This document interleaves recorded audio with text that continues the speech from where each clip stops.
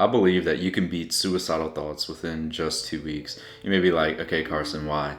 It's because I did. See, the way I would describe depression is basically this sense of hopelessness. You look at your future and you don't want to be there because you know it isn't going to be good. Your life is just going downhill, right? Like when I was younger, I hated every single aspect of my life. Like I was skinny fat. I tried out for basically every sports team and I didn't make any team, right? And I would get bullied in school. And I remember one day I was watching this gaming YouTuber, so I was addicted to video games as well. And I saw him just like do this to the side, right? Like he was playing the game and he did this.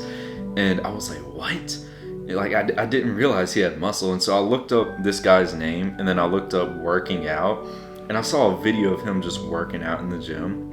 And I was like, so I can play video games and I can be jacked as well. Like, this is awesome. So that's when I started to go to the gym, my sophomore year in high school. And so basically what happened was I started going to the gym, and before my life was, going downhill, but I started something to basically delete that hopelessness, right? This is something I call flipping the chart. So it was going down like this. But then I flipped the chart and I had something to improve my life. Now I wanted it to be the future. Now, like, I know that, oh my God, 2 years later, I'm going to have the muscle or whatever. And the cool thing is that you can do this thing, flipping the chart, with so many different aspects of your life, whether it be how attractive you are, your dream career or your dream business or whatever, all these cool things. But one area of life I want you to focus on flipping the chart in is going to be your mind. This time, this era we're in, our modern era, is easily the worst time in human history for your mind. Like things like our dopamine, our insecurities, our negative belief systems, all these things are getting altered so easily, and you don't even realize it because you have all these weird modern addictions. Like I remember when I was younger and I was in high school, right? I learned about dopamine detox pretty early, and so I deleted all the social medias, right? But then a couple years later, when I'm, out of high school, my first year out of high school, I decided to get back Instagram again. And this is when I would basically just scroll mindlessly. And I felt two things. I felt myself get more insecure, and I felt like my dopamine just plummet. So the way dopamine works, right, is basically your motivation. So when you do all the bad sources of dopamine, like junk food, porn, video games, scrolling, all these things, it's like your baseline's right here. It spikes really high, and then it goes below the baseline. So before you were right here, and now you're down here, right? But when you do some of the good things like reading your Bible, meditating, working out, going to practice, whatever it is, studying or working on your business, whatever, it's like you kind of get a spike, right? It's not as big as the junk food or the porn or whatever, but then it goes down and your baseline is higher. So before you were down here, now your baseline is up here.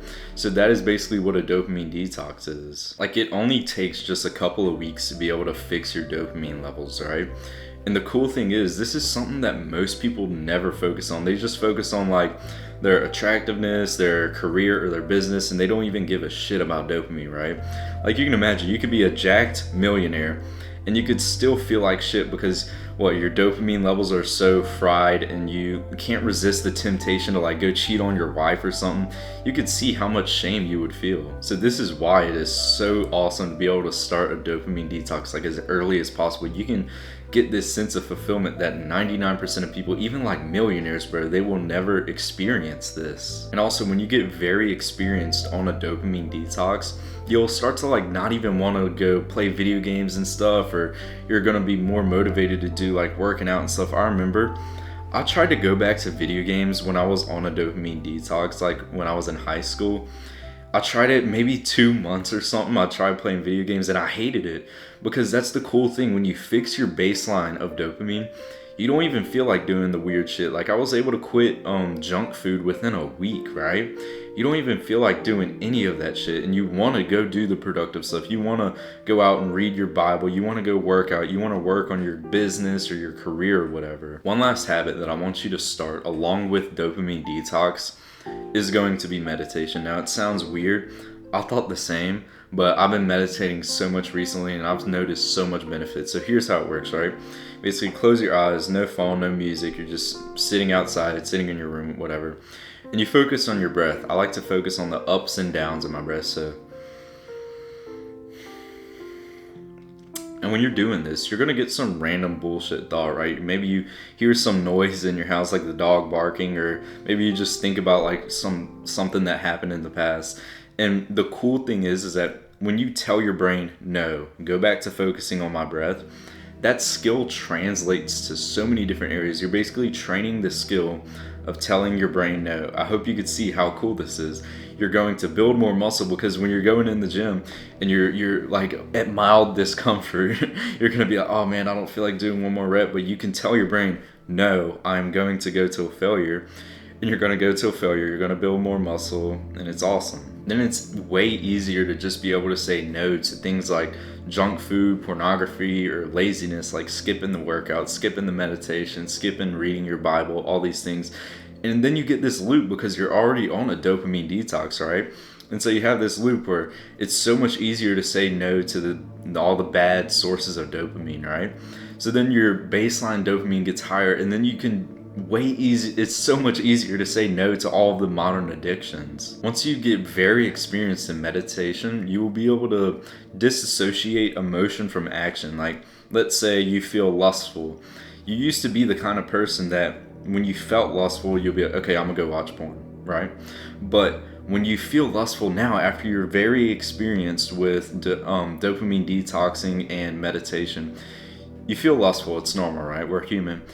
But you cannot like look at that and just be like, okay, I can just choose to not do shit about it. Like, most people, they get some sort of weird ass emotion. They get angry. Like, imagine some father, he gets angry, so he takes it out on his wife or his kids. But in the future, when you're a father, you're gonna randomly get mad about something, right? Like, we're human. We're gonna get some random emotion.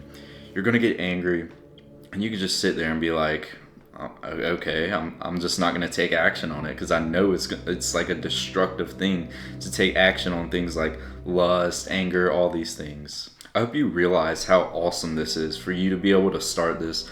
Most people will go throughout their whole life, they'll have fried dopamine, they can't even like start any of the good habits, and you'll achieve a sense of happiness, a sense of motivation that 99% of people are never going to achieve.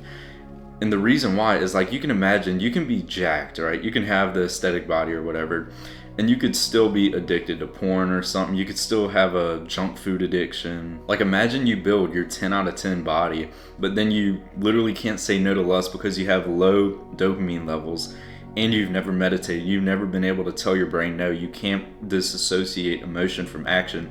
So then you start like hooking up and stuff. But we have higher standards than that, right? Like, we know we cannot let all these modern day vices control us. So basically what we have to do is we have to flip the chart of our habits and stuff. We have to be chasing the aesthetic body, chasing the dream career or the dream business. Like, just doing those two things, you're already better than like 90% of people. Like, it is awesome to be able to be doing these two things. Most people aren't even working out or, you know, studying for the career or working for their business or whatever. But on top of that, you could be working on your mind. Like, I know like absolutely no one that is so committed to dopamine detox and meditation and reading their Bible and stuff like that. Like, bro, you can just try this for literally 2 weeks. Try this for 2 weeks.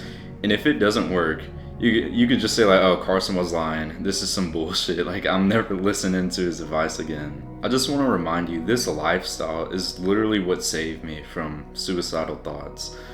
Our minds, like our insecurities, our dopamine, you know, being able to say no to all the modern vices. No one talks about this shit, but it controls us so much. Like, we don't even realize how much this shit controls us. So I hope you're able to take action on this video, because this is really what changed my life. But if you want to learn more about topics like this, like dopamine detox, you want my personal help with this, go check out link in the description for my community, and I'll see you in the next one. Peace.